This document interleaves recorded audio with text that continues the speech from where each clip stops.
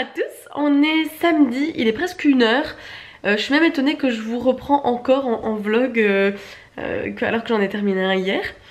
Mais ouais, très motivée, ça me fait énormément de bien et je comprends totalement Fan qui refait des vidéos, je suis super contente, qui explique aussi que ça lui fait beaucoup de bien de faire des vidéos, de parler et surtout en fait d'avoir des souvenirs. Enfin moi je pense que c'est aussi pour ça, j'aime bien filmer des petits moments de ma vie parce que je me dis plus tard, imaginons dans 30 ans, je revois toutes mes vidéos, je revois tout ce que j'ai fait quand j'étais jeune, ça serait top. Et sinon ce samedi matin a commencé avec le ménage, hein, comme d'habitude. Qu'est-ce que c'est pénible franchement.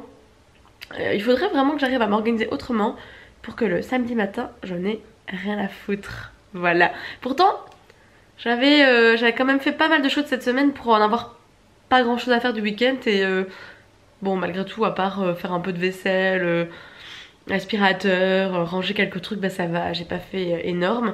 J'ai fait de la soupe qui est hyper bouillante, donc je mangerai après. Et j'ai fait aussi un peu de sport. Finalement je suis restée chez moi, j'ai fait voilà, du sport par terre, hein. J'ai fait des abdos sur mon tapis de sol. Et en fait j'ai trouvé une petite vidéo sur Pinterest. Je vais essayer de vous la montrer. J'ai trouvé une petite vidéo et en fait j'ai fait ça ce matin. Et alors si vous voyez celui-là, on allonge la jambe derrière et je me suis décollé l'orteil. Ah, décollé l'ongle de l'orteil. Et en fait c'est encore mon gros orteil que je me suis fait mal la dernière fois où j'avais fait tomber mon repose-pied dessus. Enfin décidément celui-là il prend cher à chaque fois que je bouge un peu dans mon appart, hein. En même temps je suis toujours en chaussettes moi, alors bon bah, voilà. Mais je vais devoir le couper parce que je pense que si je laisse ça comme ça et que je me raccroche dessus, là il va carrément s'arracher et là je vais hurler. Donc après je vais passer au coupe-ongles, n'est-ce pas? Et donc rien de spécial de prévu aujourd'hui. J'avais prévu voilà, d'aller au sport, enfin j'en ai quand même fait, de faire plein de trucs à bouffer. Bon ça va, j'ai déjà fait ma soupe, mais j'ai bien envie de faire une lasagne. J'ai envie de faire un gâteau avec des crêpes superposées parce qu'aujourd'hui c'est la Chandler. Normalement il faut faire des crêpes avec une pièce dans la main. Et normalement ça veut dire qu'on aura de l'argent toute l'année. Je sais que ma mère va le faire, mais moi enfin on verra. On verra parce que ma motivation à faire ce gâteau de crêpes descend de moins en moins l'envie. Juste parce qu'en fait je me suis réveillée ce matin, j'étais fatiguée. Ça c'est le genre de journée qui commence très mal pour moi. J'aime pas me réveiller quand je suis fatiguée parce que du coup j'ai qu'une envie, c'est rester dans mon canapé et rien foutre. Et clairement il est déjà 1h, j'ai toujours pas mangé, je suis vraiment à 2 à l'heure. Et en fait j'ai commencé aussi une nouvelle série, c'est The People, c'est versus O.J. Simpson, American Crime Story. C'est bien sur Netflix, quand vous faites pause ils vous mettent le titre de la série, comme ça vous le savez. Et en fait je savais pas quoi regarder, j'avais envie de me remettre dans quelque chose et en fait c'était dans mes suggestions. Et en fait ça me fait assez marrer de voir les Kardashians en fait. Moi ça m'arrive hein, quand je m'emmerde, quand je sais pas quoi faire, de regarder les Kardashians à la télé quand ça passe, parce qu'il y a des jours où juste vous avez envie de rester dans votre canapé et de pas réfléchir. Et ce genre de télé-réalité où en fait ça passe depuis des années et que vous connaissez tous les personnages, bah en fait vous avez même pas besoin de savoir qu'est-ce qu'il y a eu avant, après, voilà, vous regardez sans vraiment suivre. Et en fait voilà, ça m'éclate beaucoup de voir les acteurs qui font les Kardashians. Après clairement cette enfin ce fait divers aux États-Unis, mais c'était quand? Je crois que c'est dans les années 90. Ouais, je crois que ça doit être ça. Ça devait être vraiment rocambolesque parce que là, je suis à peine au 2e épisode que je trouve ça... je me demande vraiment comment ça va finir parce qu'en plus, je ne me rappelle même plus si O.J. Simpson avait été acquitté ou pas. Je crois qu'il avait été acquitté et qu'en fait on le suspecte toujours. Enfin, je verrai bien ça quand j'aurai vu toute la série. Je sais même pas combien il y a d'épisodes. Mais bon, voilà. Voilà pour déjà avoir passé presque 5 minutes à vous parler. Bon, on se retrouve plus tard. Et tant que j'y suis, je vais vous parler de mon look de folie en ce samedi. Ça, C'est un t-shirt que je mets pour dormir, un t-shirt Aladdin qui vient de chez Undies hein, dans la collection pyjama. Ça c'est mon pantalon legging de sport qui est bleu, mais là je sais pas si on le voit. Alors comme ça c'est bien, on dirait que j'ai un ventre plat, je trouve ça génial. Et alors on s'arrête 2 minutes sur mes superbes belles petites chaussettes de Mickey. Et oui, je les ai remis dans le bon sens parce que tout à l'heure elles étaient pas dans le bon sens. Et donc clairement je pense que je vais rester comme ça toute la journée. Voilà, en mode feignasse. Parce que ça fait du bien de temps en temps de pas être maquillée, de pas être apprêtée. De toute façon je pense que je vais rester chez moi toute la journée. Ah, il y a de la lumière là. Et donc maintenant je vais mixer ma soupe et manger parce que là clairement j'ai du mal, là j'ai très faim. Je suis en train de préparer une purée de pommes de terre et de panais. Et je vais couper ce radis noir. Je n'ai jamais mangé de radis noir. Mais cette semaine, il y avait une recette qui m'intéressait dans le... dans la revue du Colruyt. Et du coup, je me suis dit, allez, on essaye. Et en fait, je vais déjà préparer tous mes légumes pour ce soir. Comme ça, je serai tranquille. Je vais filmer pendant que je passe le radis noir à la mandoline. Parce qu'il y a 2 secondes, je pense que j'allais me tuer un doigt. Donc éventuellement ça pourrait être très drôle si ça arrive en vidéo. Quoique je me souhaite pas de me couper un doigt. Je me suis encore cassé un ongle. Décidément aujourd'hui je pense que il vaut mieux pas que j'en fasse trop hein. Non c'est pas dur du tout. Je vous jure c'est vraiment facile. C'est super dur en fait. J'ai trop peur de me faire mal. J'espère que c'est bon en fait. Parce que si je fais tout ça pour rien, que c'est en fait c'est dégueulasse, je serais trop dégoûtée. Je me suis pas coupée de doigts finalement et mes radis sont prêts. J'ai mis un peu d'huile d'olive, du sel, du poivre. Et alors c'est des raisins noirs. Alors j'ai vraiment jamais mangé ça, mais j'ai vraiment hâte de voir l'association des goûts, qu'est-ce que ça va donner. Et donc là ça va partir 20 minutes au four. Il faudrait que je retourne aussi de temps en temps. Et là... mon panais et mes pommes de terre sont bientôt cuites. Élaboration de la purée en cours avec mon presse-purée de fou furieux, j'en fous partout. Ma purée est faite, je vais la laisser refroidir comme ça pour ce soir. J'aurais plus qu'à réchauffer. On va une fois regarder ce que ça donne les radis. Oula! Je sais pas du tout si ça doit donner comme ça ou pas. Mais bon, les 20 minutes sont pas encore terminées. Moi qui voulais passer l'après-midi dans mon canapé à me reposer, décidément, j'ai déjà passé la moitié de la journée en cuisine. Hein, et je n'ai même pas lu. Voilà. J'avais très envie de lire, me poser tranquillou. Et en fait, je suis sur mon téléphone à regarder des recettes, à regarder comment faire une crème pâtissière. J'hésite vraiment à retourner en cuisine et faire mon gâteau de crêpes. Hein. Mais en même temps, je me dis, ça serait tellement raisonnable que tu fasses pas de pâtisserie ce week-end. Pense à ton ventre plat que tu veux. Mais sinon je me suis quand même posée pour manger mon petit 4 heures hein. Ça c'est vraiment pour moi indispensable. Je me suis fait un petit café avec du lait d'avoine. Purée je deviens hyper accro à ce lait. Ça a un autre goût, c'est vraiment super bon. Et des petites galettes de riz avec du chocolat. Et donc bah là j'attends que... En fait j'attends que Philippe revienne. Il a été faire un petit peu des travaux chez lui et il va repasser prendre mon colis à sauce qui est arrivé. Du coup je vais vous montrer ça après, un petit haul. J'ai trop hâte. Vraiment je suis super excitée de tout ce que j'ai commandé. Bon après comme d'hab, en me connaissant, je vais encore peut-être envoyer la moitié mais bon. Voilà, j'attends avec impatience que mon homme revienne. mais pas pour les bonnes raisons en fait. J'ai un petit peu lu mon livre là, l'histoire de la couleur verte. Et là je suis au XVIIe siècle. Et en fait on explique que voilà les peintres, un petit peu les scientifiques ont compris maintenant qu'en fait il y avait des couleurs primaires, le rouge, le bleu, le jaune, et que grâce à ça on pouvait faire tout un nuancé de couleurs. Et que le vert passe du coup en second plan et va vraiment régresser dans les utilisations en peinture, en vêtements, en ameublement, etc. J'ai eu mon colis. J'ai commandé un jeans Levi's.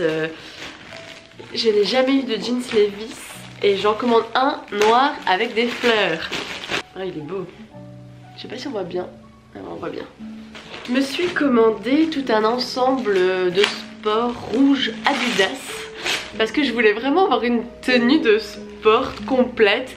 Et en fait je voulais en acheter une grise de chez Nike. Mais bien sûr moi quand je passe commande il n'y a plus. Il y en avait une autre dans les tons jaune cumin, comme ça on aurait dit un jaune comme ça.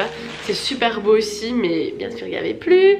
Et alors j'ai commandé, donc ça c'est le leggings. Alors il y a le pull qui va avec. Oh il est beau, il est beau. Non, il est énorme. Oh non, il est beaucoup trop grand déjà. Bah bon, maintenant c'est la mode des oversize, mais je suis... Putain, je suis déjà dégoûtée quoi. La chose que j'attends avec impatience. Je me suis commandé des stands à scratch. Alors, je fais partie des gens qui détestent les stands, peut-être parce que tout le monde en a et que je supporte plus en voir. Mais les scratch, ça me rappelle trop mon enfance, quand on était petit, qu'on savait pas faire de lacets. Ah. Mais bon, je sais pas du tout si ça m'ira. J'ai l'impression que ça fait un énorme pied quand même. Bon, je vais laisser essayer après. La dernière chose, c'est une robe noire de chez Pretty Little Things, je crois. Alors, à quoi elle ressemble en vrai? Oh, ça a l'air super court. Bon, je vais essayer tout ça. Il y a une dernière petite chose que j'ai oublié de vous montrer, c'est des petites chaussettes style carte la reine de cœur. En fait, j'ai beaucoup de jeans où c'est vrai qu'on voit un peu ma cheville, et c'est vrai qu'ici il fait très froid. Je me dis que des fois, avec des petites derbies, des petites Richelieu et des chaussettes un peu spéciales comme ça qui ressortent, ça peut être marrant. Donc en fait c'est pour ça que je les ai commandées, mais bon, on verra. Alors voilà la tenue avec les stans. Franchement je suis pas... J'adore le pull, je le trouve quand même trop grand. Et le legging en fait, bon là je pense qu'à la caméra vous voyez pas bien, mais en fait on voit vraiment toute ma culotte, c'est juste déconné quoi. Alors je sais pas, je suis pas hyper convaincue. Non mais le pull il est vraiment beaucoup trop grand, et je suis sûre que j'ai pris une taille genre 38, un truc hyper petit, parce que je savais que ça se portait large, mais quand même. Et les stans franchement je sais pas du tout. Alors voilà le jeans, mais en fait je sais pas le fermer, donc je vous montre pas, mais je sais pas du tout le fermer. Et en fait j'aime pas du tout, moi j'aime... Enfin maintenant que je me suis habituée à avoir des pantalons un peu plus slim en bas, là que c'est large, je trouve ça vraiment moche. Donc bon voilà, je suis pas déçue. Mais concrètement la tenue Adidas, c'est sûr je vais tout renvoyer quoi, c'est beaucoup trop grand et le legging me plaît pas trop. Alors pour la robe noire, en fait j'aime le haut, mais en fait le bas comme c'est en cache-cœur, et moi qui suis pas très... comment dire ça, je suis pas très douée pour être très féminine et gracieuse et tout ça. Je vais bouger machin, et en fait ça s'ouvre, c'est complètement ouvert, il n'y a pas du tout de fermeture. Alors du coup c'est le côté pas pratique qui m'embête, c'est dommage parce que j'aime vraiment bien, ou alors il faudrait que je la coue à l'intérieur, mais bon, vous voyez le truc quoi. Mais ouais non, je la trouve belle, mais ouais, ça c'est un détail qui me gêne alors. Et en fait là, elle baille alors, ouais. Je vais renvoyer aussi. Bon, j'ai essayé mes stans avec un jeans, et bah en fait je sais pas du tout si ça me va ou pas. Après je trouve ça mimi hein, mais vous avez pas l'impression que ça fait un gros pied quand même? Après c'est mignon parce que ça fait un fin avec les scratchs. Bon, je vais attendre de lire de vos nouvelles en commentaire pour savoir qu'est-ce que vous en pensez avant de les renvoyer. De toute manière on est samedi, donc j'ai encore quelques jours avant de me décider. Mais avec le look comme ça, je sais pas en fait. C'est pas... Non, c'est pas moche. Après peut-être que je suis un peu perturbée parce qu'elles sont toutes blanches, toutes neuves, et que ça donne moins bien, voyez-vous. Pas de suspense pour les belles petites chaussettes que je garde. Du coup en fait je garde que ça. Et peut-être les stans. Mais je sais pas encore. Je suis repartie dans ma lecture de vers, histoire d'une couleur. Et là je lis en fait qu'au XVIIe siècle, voilà, une seule couleur suffit à savoir de quelle classe, de quel milieu, de quelle religion on appartient. Et en fait ils expliquent que Molière utilisait le vert un peu pour faire rire dans ses pièces de théâtre, parce que le vert est maintenant au XVIIe est un peu considéré comme la couleur des paysans, des roturiers, et que mettre du vert dans ces personnages bourgeois, nobles, etc. Voilà, ça faisait rire son public et je trouve ça très très sympa à savoir. Et je me suis refait un petit café avec du lait d'avoine. Mon dieu, je suis complètement accro. J'espère que je vais pas en être malade parce que moi le café ça fait 2. Mais putain qu'est-ce que c'est bon. Ah super, je suis en train de lire pourquoi le vert porte malheur au théâtre. Pourquoi les acteurs, les comédiens ne veulent pas mettre de vert. Ah c'est cool, j'adore savoir ce genre de petites infos, c'est chouette, je vous le dirai après. Et donc pourquoi le vert porte malheur au théâtre? Parce que apparemment il y avait une légende qui remonte au Moyen-Âge, comme quoi les gens qui portaient du vert ou du jaune, ou les deux en fait, au théâtre, ces gens-là mouraient après. Mais ça serait peut-être dû en fait tout simplement à la façon de teindre le tissu. Parce que voilà, tout le fil de la lecture, on apprend toujours que le vert franc vif, c'est très dur à obtenir. Parce que voilà, les techniques de teinture sont pas très bonnes encore. Et en fait pour avoir des couleurs si vives, il fallait utiliser des produits chimiques toxiques. Et donc ça serait peut-être dû à ça que les acteurs mouraient peu après d'asphyxie à cause de ces tissus qui étaient très toxiques.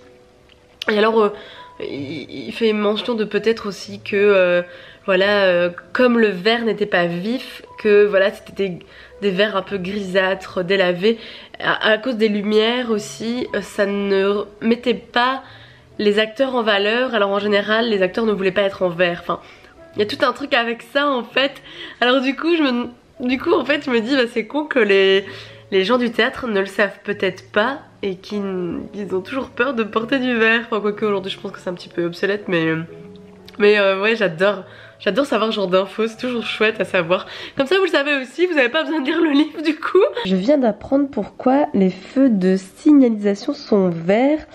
Fin 18e, le vert maintenant est considéré un peu comme la couleur de la liberté. Et donc au vert vous pouvez passer, vous êtes libre de passer.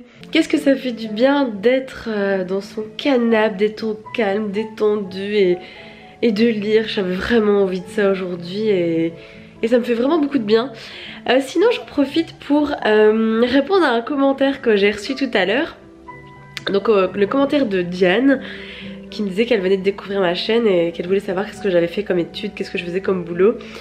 Alors en fait après mes secondaires, je savais pas trop ce que je voulais faire dans la vie et j'ai fait une 7e spécialisée en mathématiques. Bon alors pour les français, après votre terminale, voilà j'ai fait une année spécialisée où je n'ai fait que des mathématiques. J'avais 29 heures de maths semaine.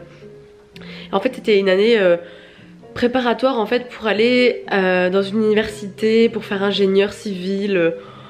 Voilà, mon papa voulait que je fasse ça parce que je ne savais pas quoi faire, que j'étais très bonne en maths, en sciences. Voilà, il me voyait faire des grandes études, hein, il voulait que je monte haut, mais voilà, cette année de maths m'a vraiment fait comprendre qu'en fait ça m'intéressait pas du tout d'être ingénieur. Surtout qu'en plus je n'arrivais pas du tout à imaginer ce qu'on pouvait faire comme métier. Et en plus c'est l'année où en fait je me suis mis à aimer la lecture. En fait il y avait une fille dans ma classe qui adorait bouquiner et elle m'a donné grave envie de lire. Et c'est là que j'ai lu pour la première fois un livre toute seule par envie. J'ai lu le Da Vinci Code et depuis voilà la lecture est devenue quelque chose d'important maintenant dans ma vie. J'adore ça maintenant. Donc j'ai seulement commencé à aimer à lire à 18 ans, hein, je vous dis pas. Donc après cette année là où clairement j'ai vachement glandé parce que comme je voulais pas faire ingénieur et qu'en plus c'était hyper dur cette année de maths, là je me suis rendu compte que c'était un peu trop poussé quoi. J'étais douée en maths mais pas à ce point là.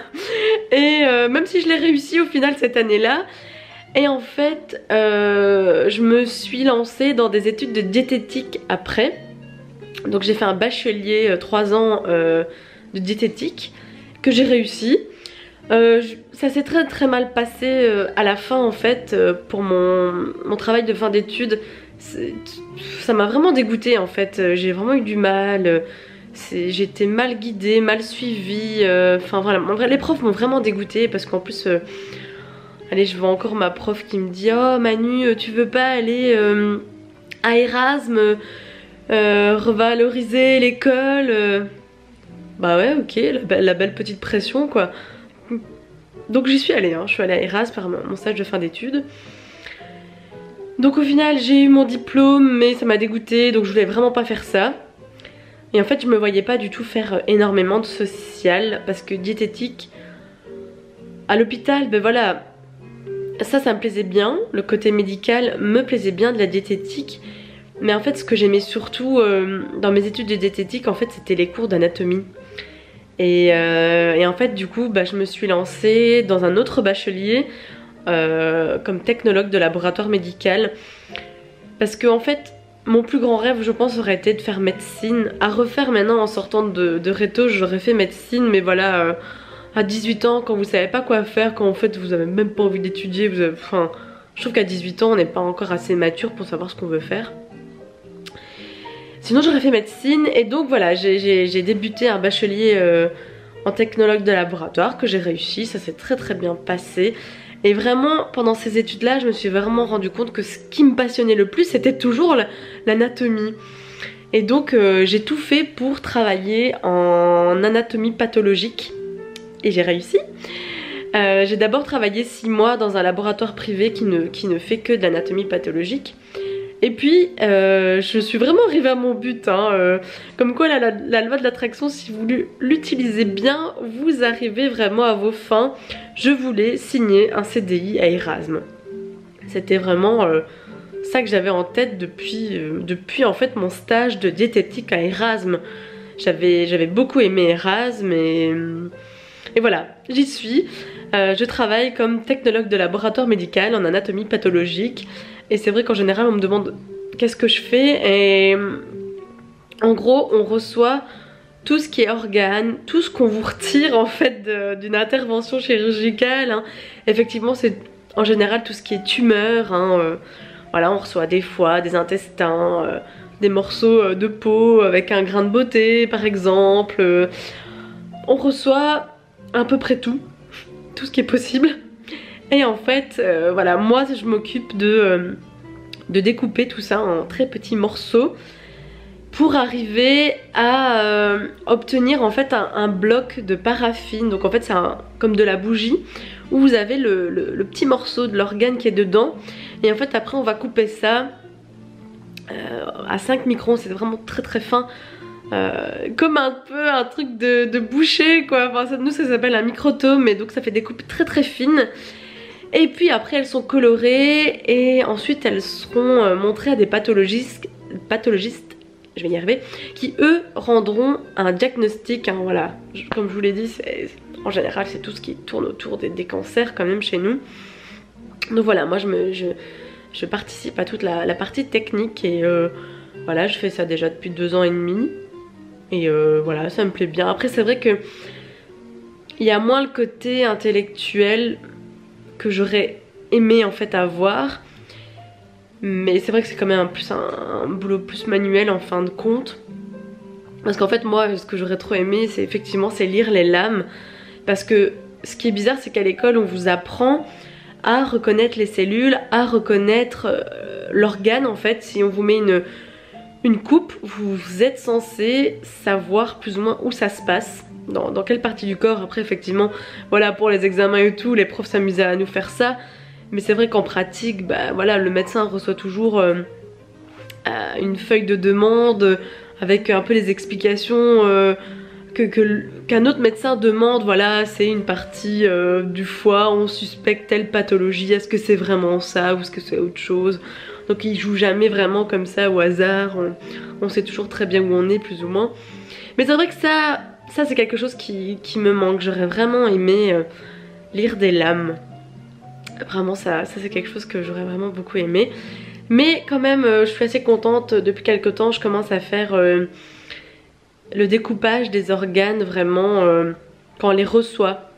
Je fais beaucoup tout ce qui est dermato, tout ce qui est grain de beauté et tout. D'ailleurs à un moment j'étais complètement parano de me dire ouais mais ce grain de beauté là quand même, je trouve qu'il est pas si bizarre que ça, alors j'en ai peut-être moi aussi. Vous devenez un petit peu parano, hein, ce qui est normal. Mais donc voilà, j'espère que ça répond aux questions que m'a posé Diane, et peut-être que ça vous a intéressé si vous ne le saviez pas, ou vous le savez peut-être déjà en fait de ce que je faisais. Et donc c'est pour ça en fait que je suis venue vivre à Bruxelles, hein. Tant que j'y suis, tiens on y va. Voilà, je me suis rapprochée de mon boulot parce que clairement être à 10 minutes de mon boulot au lieu de 1 heure de route, voire même plus en fonction des embouteillages, des accidents, vous savez l'autoroute c'est toujours quelque chose. Voilà, c'est un luxe d'habiter très très près de mon boulot. Et en plus de ça, moi j'adore Bruxelles. Je pense que le côté culturel m'attirait beaucoup en fait, de découvrir de nouvelles choses, de nouveaux endroits à visiter. Voilà, les villes m'intéressent toujours beaucoup. D'ailleurs, j'ai toujours envie de partir en vacances dans des villes parce que j'ai envie de visiter des choses, voir des monuments, l'architecture, les musées, enfin ça m'attire toujours beaucoup. Donc voilà pourquoi Bruxelles. Et sur ce, je vais me remettre dans ma petite lecture qui me plaît beaucoup. On se retrouve en cuisine, je vais enfin terminer la recette que j'ai commencée cet après-midi. Donc j'ai mis 2 pavés de saumon, j'ai mis aussi 2 filets de pangasus. Et en fait dessus je vais mettre une espèce de chapelure à base de panko, c'est une chapelure japonaise que je connais pas du tout. Et alors avec ça des noisettes que j'ai concassées. Et alors une cuillère d'huile d'olive, j'ai tout mélangé ça. Et puis bah, je vais mettre au-dessus de mes poissons et tout cuire. Bon, je suis en train d'en foutre partout, hein, bien évidemment. C'est vraiment pas facile du tout. Mais voilà, mon petit repas, enfin notre petit repas de ce soir est fait. Donc saumon avec chapelure de noisettes et panko, des radis noirs et du raisin noir et de la purée avec du pané. Voilà, j'espère que ça va être bon. Et ben c'était bon. Après moi je suis pas encore habituée à ce goût de radis, mais je pense qu'à force en fait ça, je m'y ferai parce qu'avec les raisins ça donne bien en fait, c'était vraiment bon. Et donc en fait j'avais déjà cuit des filets de pangasus pour demain, comme ça je suis tranquille. Et donc bah écoutez, ce sera cette dernière partie maintenant du vlog. Je vous mettrai en barre d'infos la recette et aussi la chaîne de fans si vous la connaissez pas. Je pense que c'est un peu tous les liens que j'ai parlé aujourd'hui. Ma foi, si jamais vous voulez encore une info, vous me le direz. Et sinon, bah écoutez, on se dit à très bientôt dans un prochain vlog. Salut!